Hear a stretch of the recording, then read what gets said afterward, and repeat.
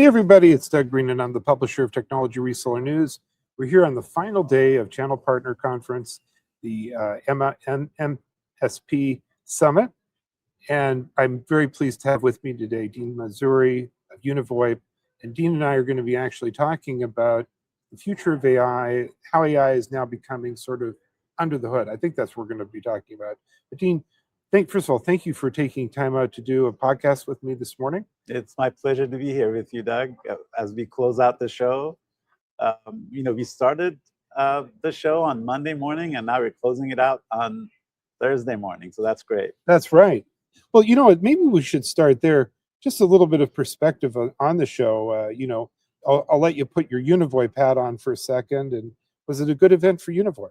Yeah, we definitely met with many new partners that we need to reach out to. We kind of learned where the industry is tilting to, and making sure that we are aligned. Our mission is to be the best voice provider for Microsoft Teams. So our elevator pitch is really simple. If you need to work with somebody that can help you migrate your phone system into Teams, then you should try us out, and we won't disappoint you. So, we were just having a nice conversation just a second ago before we started about how this year versus last year regarding AI. Share with me what you said before about AI. Yeah, so last year, AI, the two-letter word, was being thrown around like it was candy, right? Everybody was talking about it, and it was a new shiny toy, and everybody wanted to look at it. And as a result, prospects would ask, hey, do you have AI? And I would answer, well, yeah. How many pounds of it do you want? It's this year, though, it is a little different. I think they are looking at it from the correct direction, which is, what problem are we trying to solve? What are you trying to accomplish? And then look at the tools. And AI may be a part of it. It may be a large part of it. But to me, it's more about what problem are you trying to solve. And so this is, in fact, what you saw on the floor and in the meeting rooms. The people were talking about, I'm hearing a lot about outcomes versus solutions. Generally, that, I see a lot more of it here this year on the, at the show. Whereas last year, it was just like, we have AI. Yeah, it's great. And they can do all kinds of things. It's going to change things. And, nobody really understood it. And, and I know there was a lot of investment put into this without really delivering that desired outcome. Right. In terms of outcomes, what are you hearing? In other words, so if AI is being used to deliver things, what are those things? So, in my realm, we provide a productivity tool, right? We provide voice for Microsoft Teams, unified communications, and how can we, or how can the industry, I should say, help customers to be more productive beyond just unified communications, right? Right. And one of the things that I think will happen is having an assistant, or some might call it a digital twin. I think that's the first step for our industry. It's going to be less of AI agents. You're going to see some of that to a limited amount. I mean, you're seeing AI receptionists, for example, mainline attendant and different names. But at the end of the day, it's really going to be a glorified IVR. It will get better over time, but I think where it's really going to make a difference is when you start from being an assistant, being a digital twin. I'd love that.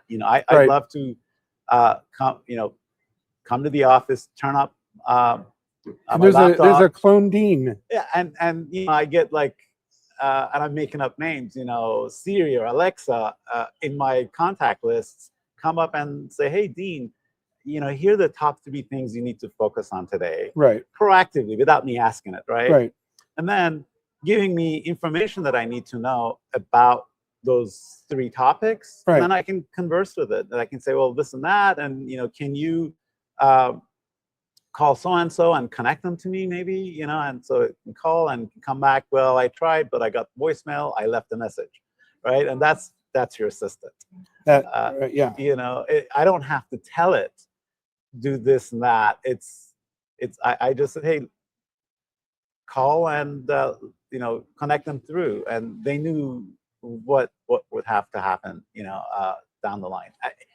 I think it's possible. I think that the technology is there. It's just a matter of making it into a product that can be easily deployed, monetized, and supported, right?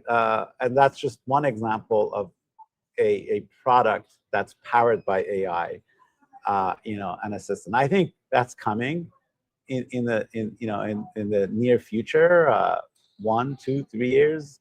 We'll see. But that's one of the items that I'm involved with personally, right? I'd like to have that. And there's probably a whole slew of applications that can make businesses, small, large, make them more productive. It's, so my phone's ringing. That's Sorry. okay. And there's an example, right? Yeah. That let's say the assistant was with you in the logical place, probably inside your phone. So it's aware of everything also that's going on, like a good assistant, right? Dean is now in a podcast, but this is, let's say, for example, an important phone call. So it's already knowing how to deal with that. Yeah, and the way I see it, I mentioned it's got to be easy to deploy and easy to monetize. Right. Right. So the orchestration layer is important, right? I'll give you a hypothetical. This doesn't exist today, right? Let me just shut off my phone. Yeah, Sorry. yeah, it's okay. I love that it's sort of all this is in real time. Yeah. So because this is what happens with our people, with everyone, all the time. We have these amazing devices. We're in touch with the whole world, but it also it can create distraction and disruption, and it's very hard to choose when the priority level also of saying I can call back someone 5 minutes from now, or maybe I need to take this call.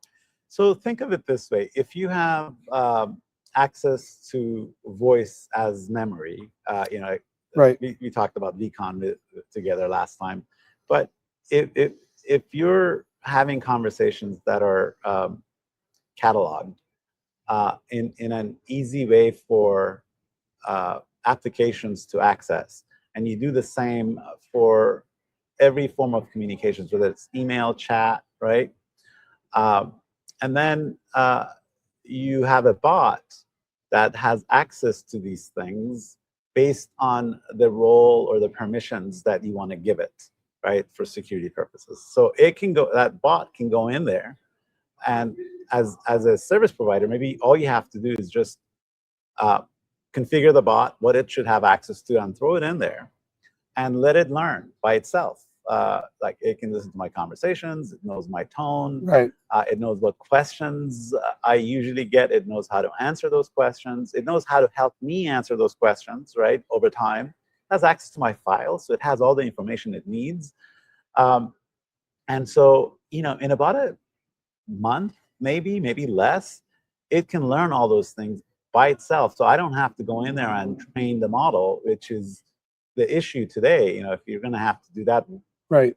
Why not have the bot or the AI figure out how it can help you, as opposed to you spending 6 months trying to configure it, right? So this bot knows everything about me automatically, and all we really did was just allow the bot to listen to things. And then all of a sudden, after a month, it does what I started this conversation with. It just sends you proactively sends you a chat. Hey, these are the 3 things you need to focus on, and here's the information you need. And I can interact with it like I would with a live receptionist, right, or an assistant. So I think that has a lot of value. It's gonna happen. I'm seeing bits and pieces of this being talked about. I see a lot of development from different partners that we've been speaking with. But at the end of the day, that's just one example of an application that can be solved because AI technology has advanced so much. Well, Dean, I want to thank you for joining me today on this, again, second but brief podcast. I love that we were able to sort of get under the skin of AI and understand a little bit better. I have one last question as we close up. Do you see people really monetizing from this show and also maybe for next year? Do you see now finally the monetization actually of AI and some of these technologies? I still don't see it in large scale. I think it's used as a teaser still today. I really don't see anyone, monetizing it, in a big way That's yet. interesting. Fascinating. I think it's coming, and I see, pieces and bits of it all over the place. But right now, it's really more of a teaser than it is the bread and butter. Right. Very interesting. Dean, and thank you for being candid. This is I enjoyed this. I'm glad we were able to do this actually near the end of the show. Just to put a bit of perspective. Let's make sure we do this again next year. Of course, we'll be doing more in between, but this will be like a milestone, and we'll see how it is. Absolutely, next and year. we'll follow. We'll have this conversation, and we'll see, how much of this actually came to fruition, and I do see it growing, and I think next year we might have a pretty different conversation. Dean Manzuri, everyone, UniVoIP. We'll look for it. Take a look at UniVoIP. They have a lot of interesting ideas, great ideas for partners and MSPs. Dean, thank you very much indeed. Thank you, Doug.